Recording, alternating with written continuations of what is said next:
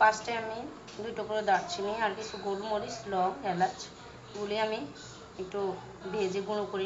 খাসির যে চর্বিগুলো আছে সেগুলো দিয়ে দিয়েছি সরিষার তেলের সাথে। সেগুলো দিয়ে আমি এখানে অনেকগুলো পেঁয়াজ নিয়েছি, পেঁয়াজটা ভেজে নেব। পেঁয়াজটি দিয়ে ব্রাউন করে ভেজে নেব। এটা সাথে 3টে তেজপাতা দিয়েছি। আমি এখানে 1.5 কেজি খাসির মাংস রান্না করতেছি।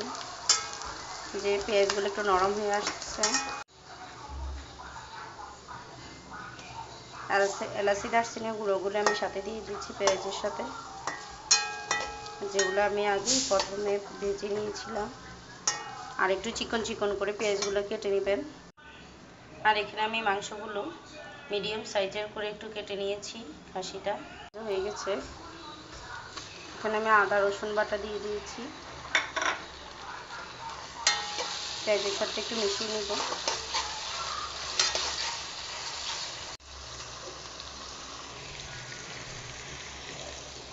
জিরার গুঁড়া, ধনিয়ার গুঁড়া,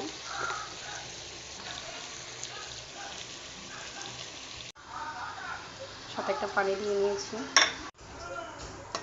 সামান্য অল্প একটু পানি দিয়ে আদা রসুন বাটাগুলো পেঁয়াজের সাথে মিশিয়ে নিয়েছি। জিরা ধনিয়া দিয়েছি, চামচ মরিচের গুঁড়ো,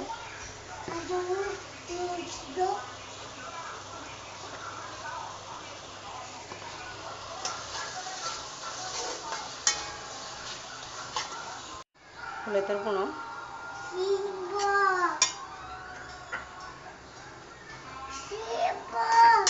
1.5 চা চামচ পরিমাণ হলুদের গুঁড়ো, মরিচের গুঁড়ো দিয়েছি। আর একটু পানি দিয়ে ভালো করে মিশিয়ে নিচ্ছি। পরিমাণ মতো লবণ দিয়ে নিচ্ছি। মশলাগুলো ভালো করে কষিয়ে নিব। দেখতে পাচ্ছেন আমার মশলাটা খুব ভালো করে কষানো হয়েছে। ভালো করে কষাবেন যেন পেঁয়াজ আদা রসুনের গন্ধটা চলে যায়। এই পর্যায়ে আমি মাংসগুলো দিয়ে দিব। যে আমি একটু মিডিয়াম সাইজ করে কেটে নিয়েছি, রেগুলার সাইজে। দেখতে পাচ্ছেন বিয়ে বাড়িতে এরকম মিডিয়াম সাইজ করে কেটে নেয়। একদম ছোটও করবেন না, বড়ও রাখবেন না। তারপর ভালো করে মশলার সাথে মিশিয়ে ভালো করে কষাবো। এ পর্যায়ে আমি আগুনটাকে হাই হিটে রেখেছি।